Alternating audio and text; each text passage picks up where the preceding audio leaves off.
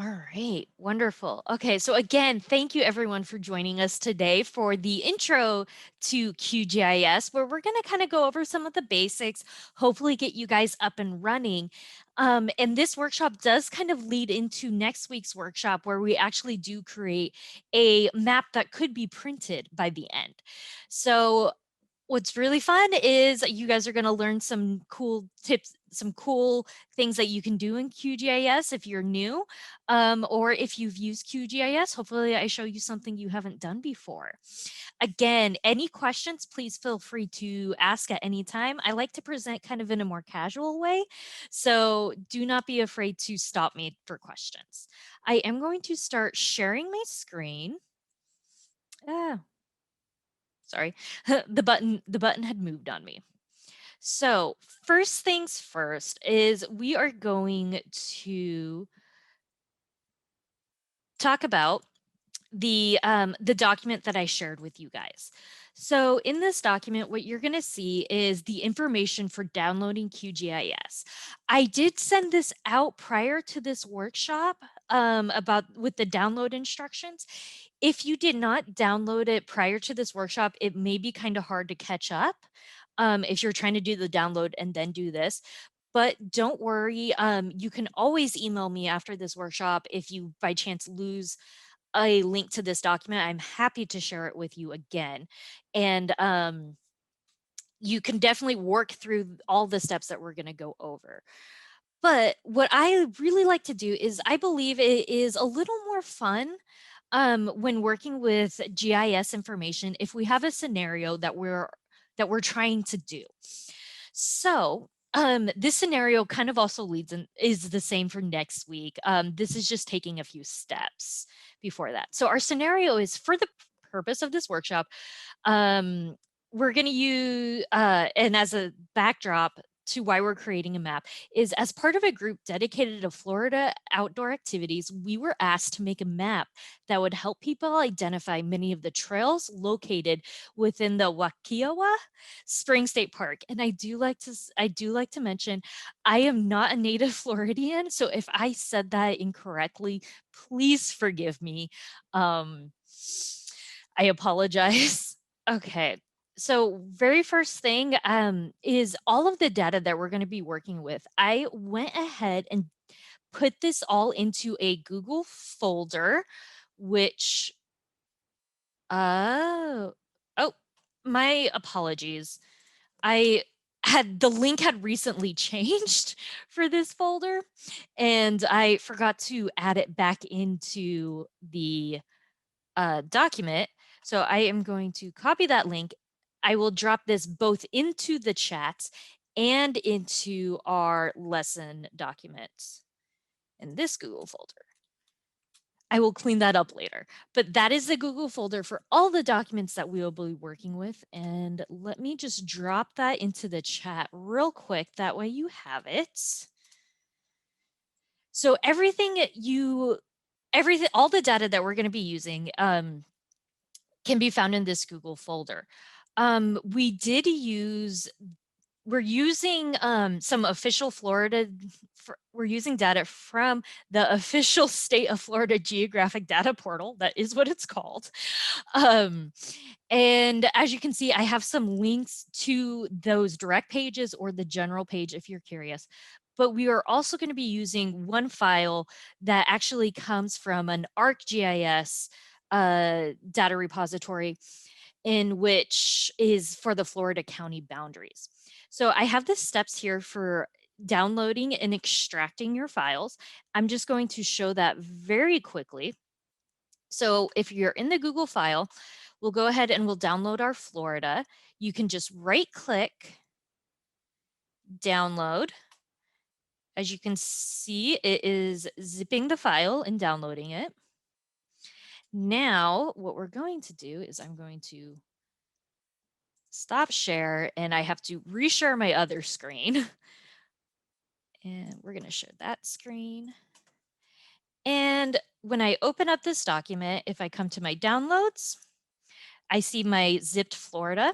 I right click, extract all. Now, this is a step to keep in mind.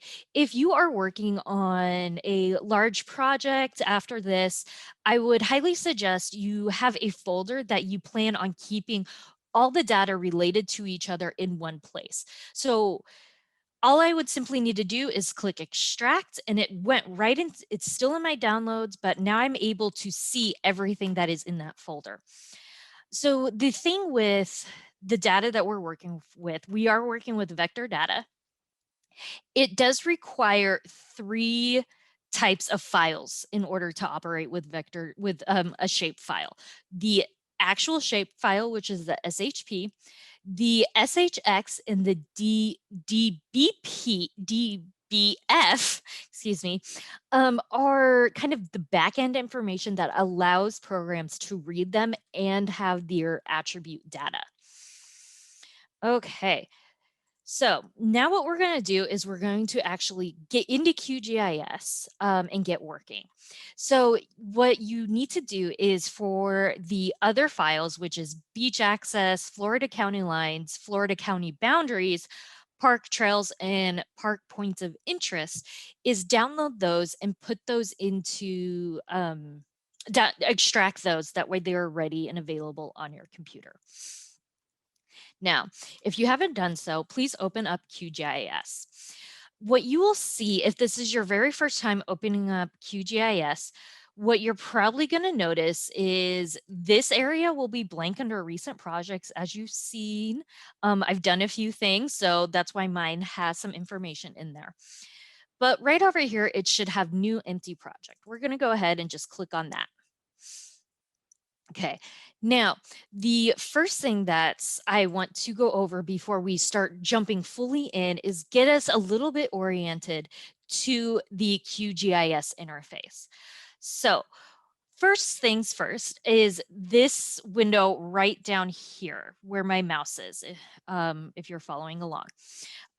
This is our layers, okay? So when we start inputting information, this is where we're gonna see what type of files we have in here and how we can kind of play with them.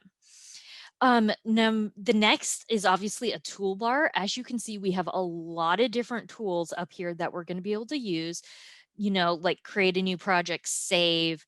But then we have additional things like opening our data manager and how we can layer in new or different types of data. Okay, then we have down here, we have a quick like locate bar.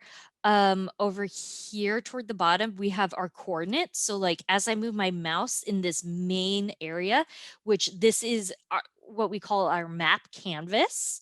So when we start adding things, that's what will appear. And down here, it tells us where our mouse is coordinate wise, what scale we are at, and then, if we rotate it and such. Okay.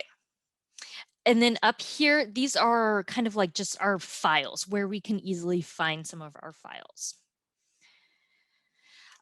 You're going to notice in the document I sent you, I have some kind of zoomed in to give you an idea of what some of the toolbar features are. Obviously, if you hover over anything, it is going to be very easy to see what it says, but I just wanted to zoom it in and give you guys an idea of what that type of information is. So we're going to go ahead and we're going to start uploading some files to QGIS. So what we're going to do is I'll show you kind of 2 different ways you can do that. One of the very first ways, and probably the most used, is if you click on these, like it kind of looks like 3 colors of paper, and it's our open data source manager. And now we have a new window. This is where we're able to browse for those files that we have downloaded. And we are working with vector data. So if vector is not already selected on your side panel, please select it now. And then we're going to click on our 3 dots because we're going to browse for our source. Now, this is where we are looking for where you downloaded and extracted those files. So I'm going to go to my desktop. I happen to have a file on my desktop for this workshop. And I go to QGIS workshop. And we'll go ahead and we'll download, I'll start with the beach access one. So I go into the beach access file and I click on the one that says SHP as the file type. That is the shape file I am looking for. So I just double click. It's going to add in the location, and then I just click add. Now, if I close this, what you're going to notice is now I have something in our map canvas, and these are just various points of beach access. I like to show you guys. If for some reason you forget that the data source manager, you have able to click right there, you can always click on layer and then data source manager in the layer menu. I just click my 3 dots again. It will save the last place I was at. And now I'm able to go in and add all those shape files that I previously had, or that we have downloaded. And I go ahead and I add them. I don't have to close it every time to make sure it adds it. And as you can see over here on our layers menu that we talked about, we're seeing them be added as we keep going. Okay, so I'm going to quickly add the rest of these layers. So county lines, again, looking for that shape file. I'm going to save county boundaries for one moment because that is actually going to be slightly different than what, there's a slight difference in how that one loads. Simply because I want to show you guys how you can mix and match data from different programs. And if you remember, that is the one that we use a different database from. Or we got it from a different database. I apologize. And then points of interest. Sorry, I'm just making sure I have points of interest, state park trails, beach access, county lines. Park trails, points of interest.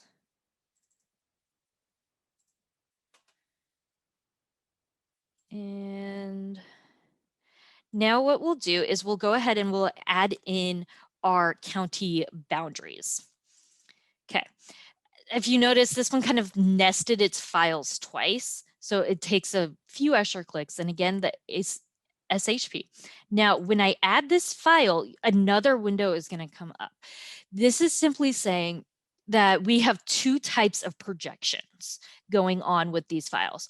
One of these projections is in our Albers, inverse Florida Albers. The other projection is in the WGS. Is in the NAD 83, sorry.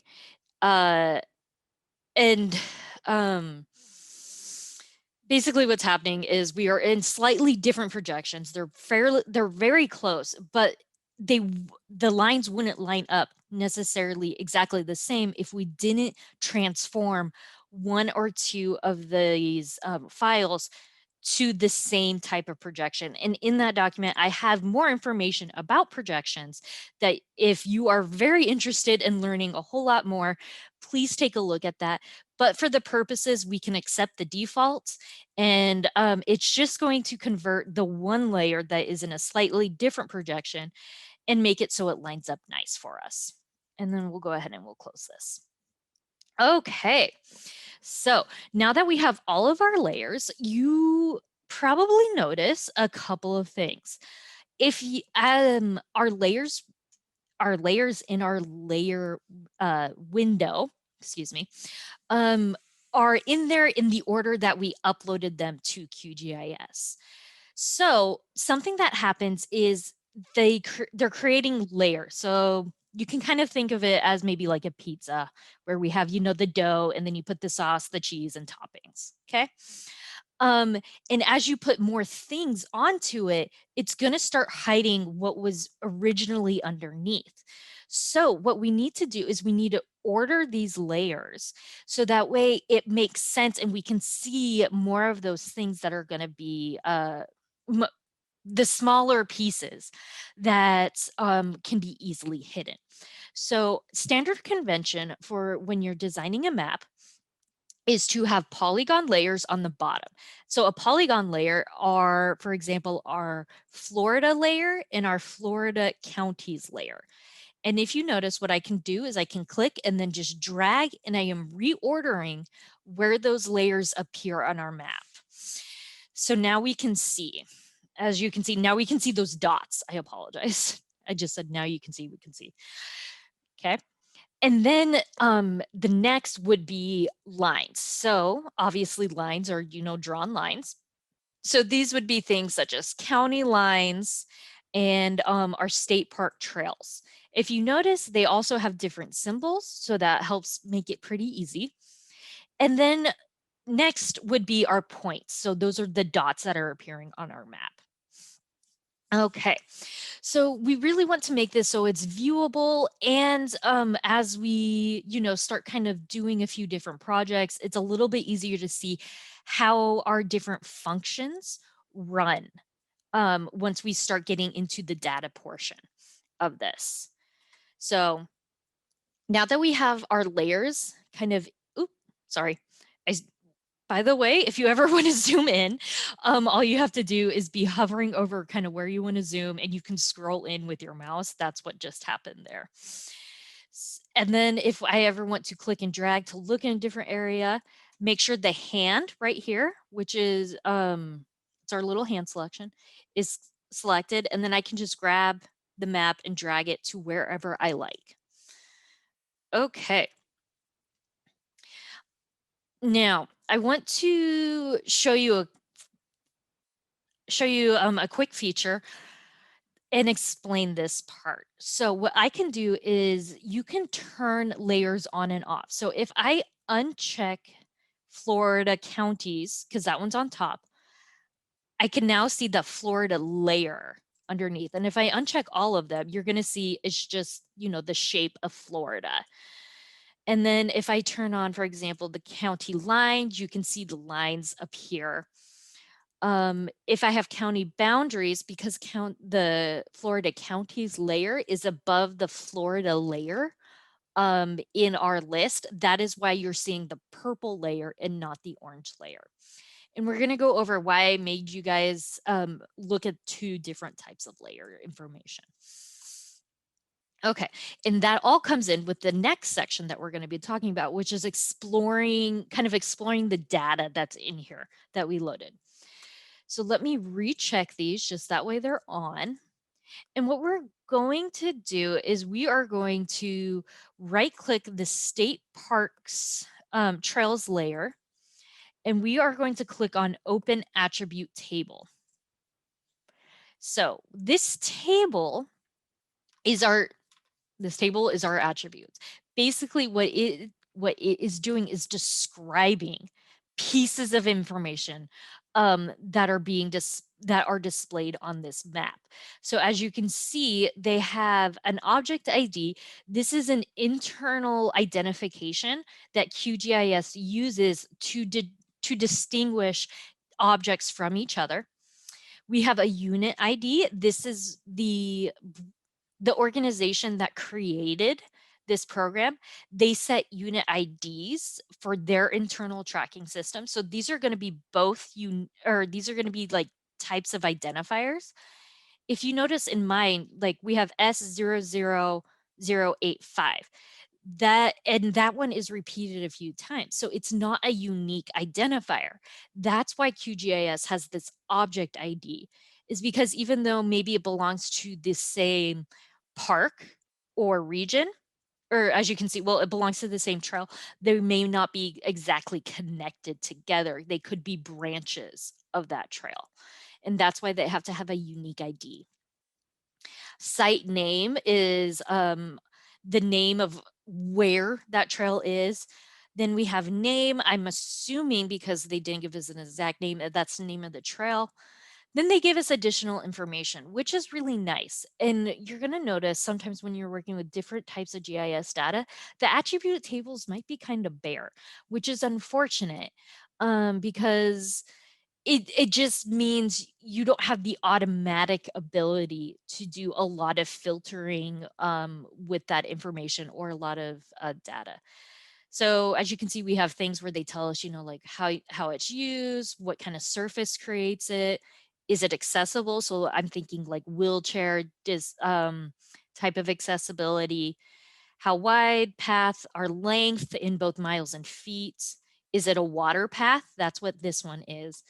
And then this is the shape file length. Or yeah, shape. No, I apologize. Not shape file length, shape file elevation. I apologize about that one.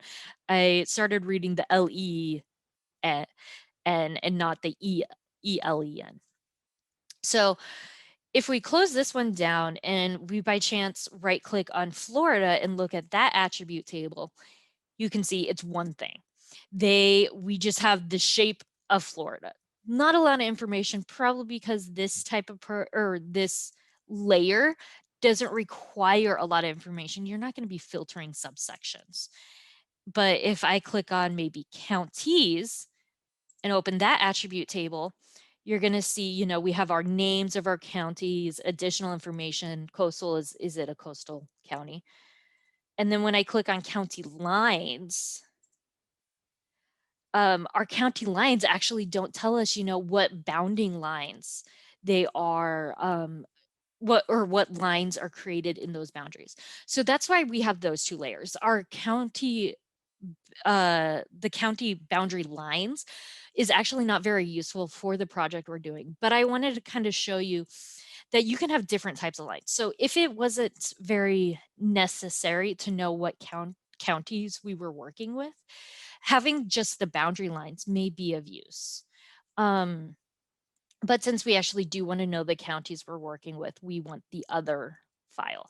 And sometimes you won't know this until you load it into QGIS and you're able to actually look at those attribute tables. So I'm going to go ahead and uncheck our county lines from our menu. Okay. Something that I would like to mention is when we were clicking through those, none of those really shared a similar column name, except if we go into, I believe it's our beach access, we have our county, okay, right here. And then when we go into our attribute table for counties, they shared the same attribute values, as in they shared the same name, but they have different names in their columns. So that's something to keep in mind when you are writing perhaps an equation to relate things together, which we will do in a bit. There are ways of making columns with different names talk to each other. Okay, so this actually leads us right into performing functions, queries, and doing table joins. So having two separate tables talk to each other. That's what a join is. So creating a map really is not the only function of GIS software. GIS software can be used to help problem solve. Okay, they can help you recognize patterns. They can help you find, areas of interest based on a certain set of criteria. So there's a lot of power behind these types of programs. Now, we don't have time to literally learn all the possibilities today, but we are going to kind of, play with a few of the kind of fun, easy tools to get you going. And I'm always happy to talk to anyone later on if they have a more specific question of how to perform something. So the first thing that we're going to do is we are going to count some points. If you notice, a lot of our counties, we have points for our points of interest. We also have points indicating our beach access. So to count the number of points that may appear in any one of these county boundaries, we're going to go to Vector, and we're going to come down to Analysis Tool and simply count points in Polygon. Okay. Now, what we have is we have a list of options in which we want to consider. Right now we have it set to Florida counties. If I change that to Florida, what will end up happening is we will be counting the number of points in the entire shape, or that is in all of Florida of that shapefile. But we want to know how many points of interest are in an individual county. So that's why we want to make sure we're on the Florida counties layer. Now we have to identify which points we want to count. As you can see, we have beach access points and we have our state parks points of interest. Okay, so we're able to kind of compare and see like how many states have a park, how many states have I'm sorry, counties, not states, how many have specific amounts of beach access. So we'll go ahead and we'll do points of interest right now. Excuse me. And then for the most part, what we're keeping it simple at the moment, and we just click run. Now, if you notice over on our side, we now have a new layer called count. I'm going to go ahead and close that window for right now. As you can see, it is a new Polygon layer. It matches the type of symbology we have for our Floridas. If I right click and I go to the attribute table here, as you can see, we have the name, and then they added a new column called number of points over here. So this table looks exactly the same as the original Florida counties attribute table, but with an additional table or an additional column. All right. And as you can see, they have the number of points. So if I have lake right here, there's 114. Now I'm just going to move this window out of the way. I don't know about you guys, but just kind of glancing at this map right now, it doesn't look like any one of these has 114 points within itself. But if I wanted to, I can click on lake and then right click and click zoom to feature, okay? What this is going to do is we are going to zoom in the map to Lake County. All right, now if I move this back out of the way, our Lake County, usually, why are you not highlighting me? I apologize. What's going on?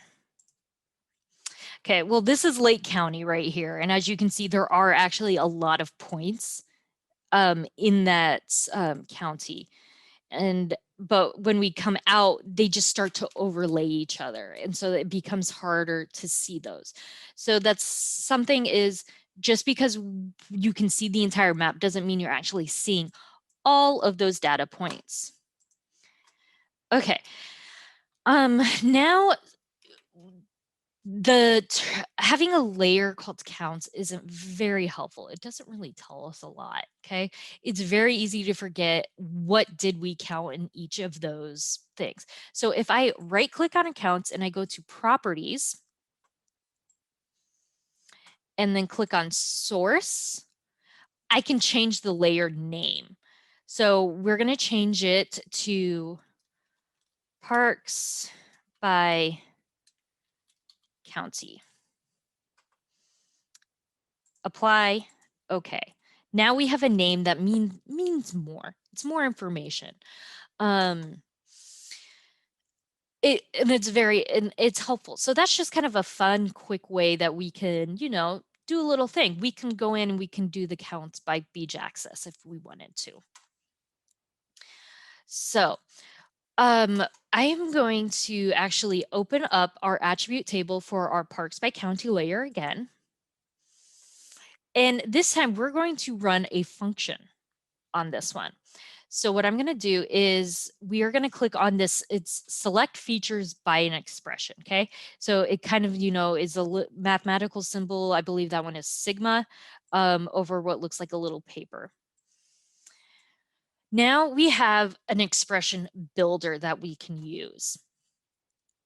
So what we're going to do is we're going to ask QGIS to find all the counties that have less than 5 points of interest in them. Okay, So in this middle box, what we're going to do is we are going to expand fields and values. And we want number of points. I double click, so now it appears in our in the left hand window. And then I just simply use our mathematical symbols, so less than 5. And then okay, highlighted. Okay, so I just simply click on our select features. We can go ahead and close this window. And as you can see, all the features that have less than 5 points in them are now highlighted for us. So that makes it a very easy way to see it. If you want to look at only these features, what you can do is you can click on, it looks like kind of 3 yellow bars stacked on top of each other. Or I'm sorry, not that one. We want our move selection to top. There we go. I apologize. It has the little arrow on the window. So now we can see those ones exactly where they are. If I move this out of the way, you're going to notice the highlighted counties are those counties that have less than 5 features in them. If I'm going to zoom in right here. So when we're zoomed out, it looks like there might be some right on the edge. But if I zoom in, you're going to notice all of those little points are actually just outside this county boundary. So it is in fact less than 5.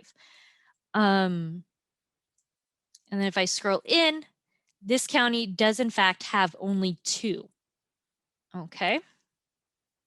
So that is kind of a quick way you can run, some basic mathematical functions on attribute tables. I like doing the counts just because, we use the counts. It's an easy one that we can see working. Excuse me.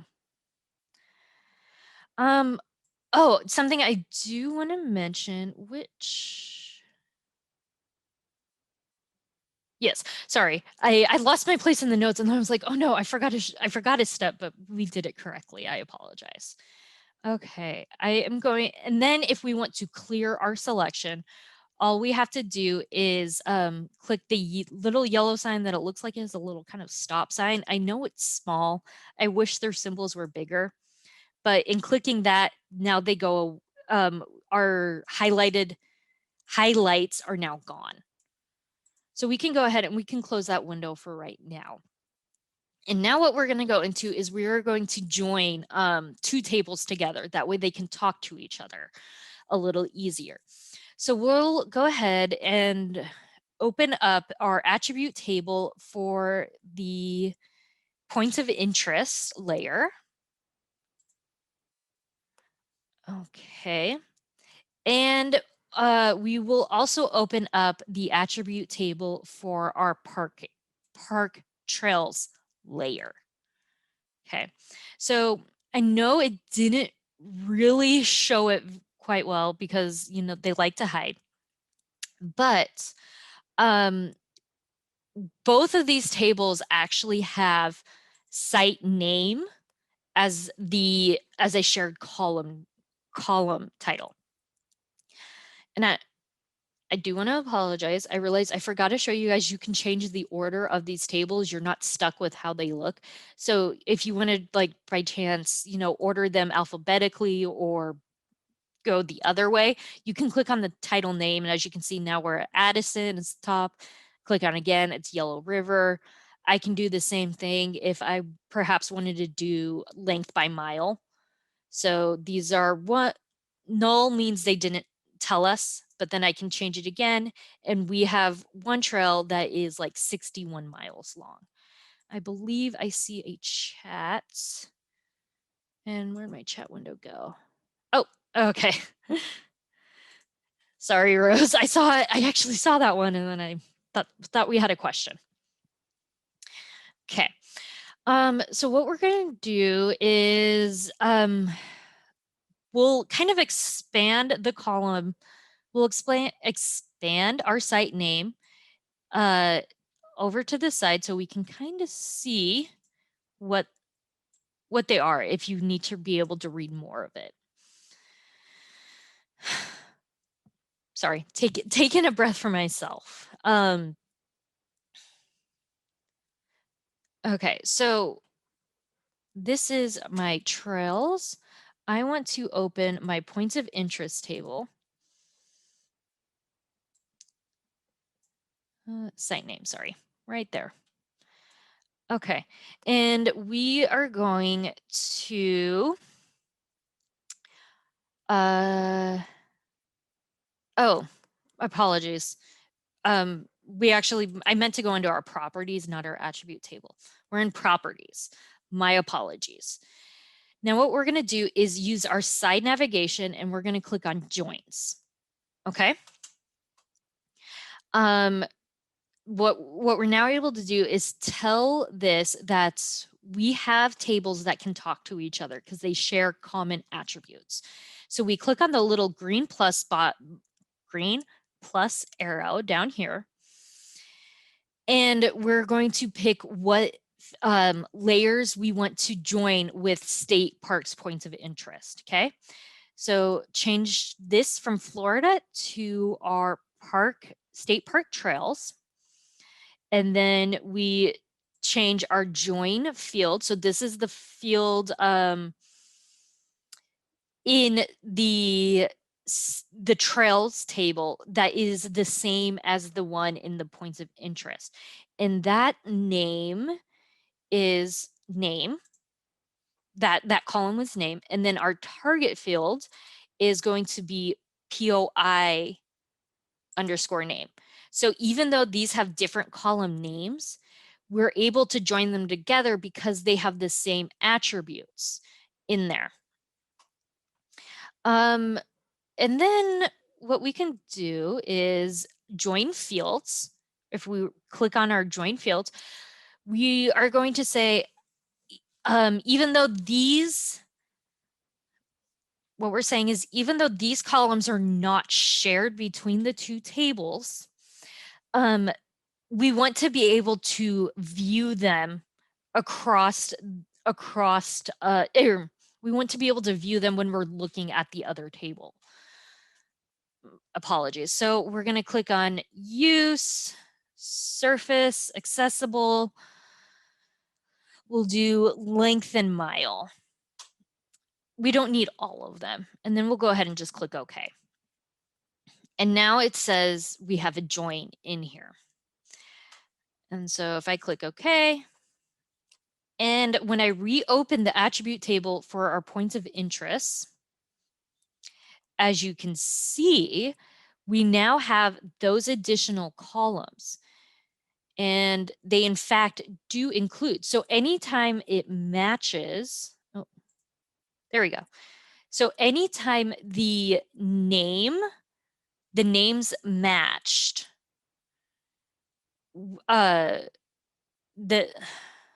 anytime the names matched, so name and POI name in our points of interest matched, we now have information about that trail, okay? So we have extra details. It's very nice, it's very handy. And now we can run a query on this joined table. So again, we're clicking on kind of our little select feature using expression and go to our fields and values. And we want our state park, Florida Trails, surface. Okay. And then we're going to type in we're going to put an equal sign and then quotes, or not quotation marks, it is the one and then water. Now, it is important that if you are going to look at something by expression, that you type it in as it appears in the attribute table, because it is case sensitive. Okay. And then, so if I select my features, as you can see right here, all of our water so these are going to be paddling trails like a kayak trail, are now selected. Now, if I want to build upon that expression, we are going to put, after water, we're going to put or, I'm sorry, capital or. And then we are going to do length mile. And we'll say it has to be greater than 2. And then we select features. And as you can see, now we have more. So what we asked is for any paddle water surface trail that is water, but then we want to know about all the other trails that are also longer than 2 miles. And if you kind of drop down a little bit below here, you're going to see we have a lot of nature trails that are less than 2 miles. So if I, by chance, took out the water and the or expression and then did a select, what we're going to see is now it deselected a few of the paddle trails. A lot of the paddle trails are very long. But then when I scroll further down, we're getting all of the other hiking trails that are more than 2 miles. So this is kind of a good way of exploring or finding, areas of interest. So perhaps, again, when you're mapping trees and you want to find areas that have more than 10 trees within it, or perhaps you want to find within your data, you have information about finding about the type of tree. Then you could run expressions and be like, I want you to highlight all the points where it's a pine tree or a maple, for example. And then you would be able to kind of see where those are located throughout your entire area. I'm going to go ahead and close this part. And so what we've really just done here is we kind of just played with a few different things.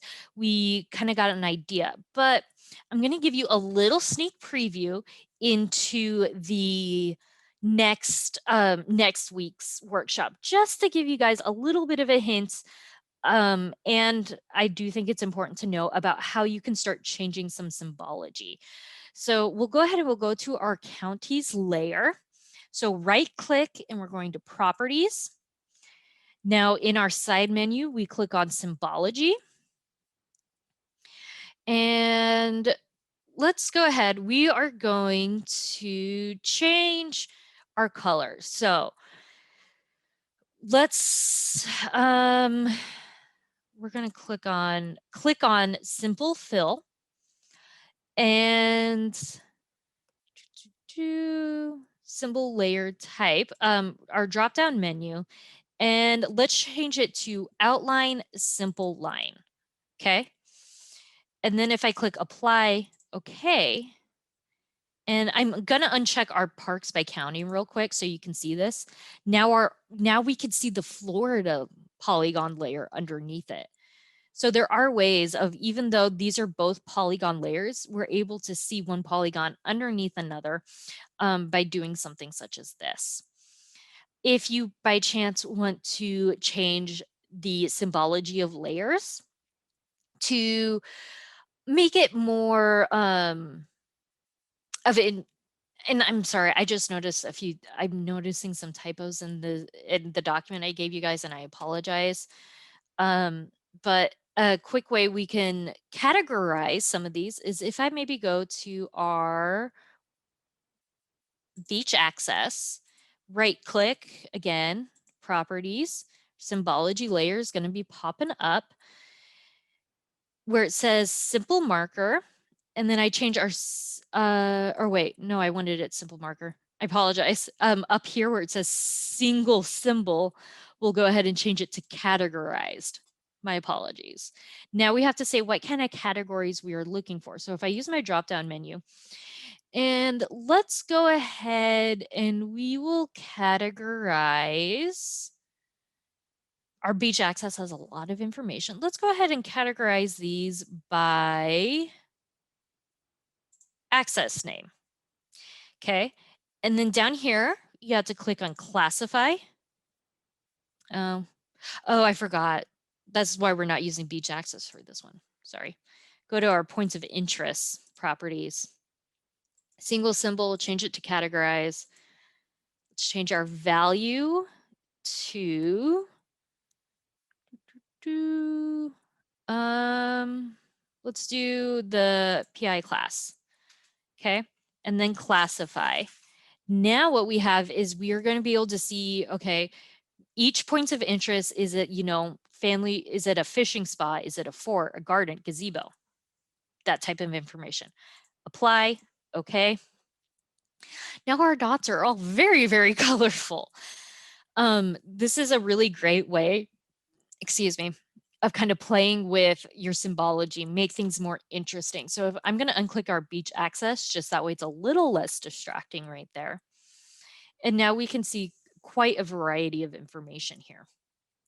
If I zoom in, you're going to notice a lot of these fall along our trails, but we have quite a bit of pieces. If I want to know if, there's a lot of colors here. It's very easy to forget what color something means. If I click the little arrow that now appears next to our points of interest layer, it's going to tell me which ones they are. And then I can turn off individual points of interest. So say, okay, I don't care about amphitheaters or bathhouses or boat ramps, for example. And let's turn off. I'm just going to try and turn off a bunch really quick by unchecking them to just kind of show you how it's will change on our map, because we'll notice quite a few dots start disappearing.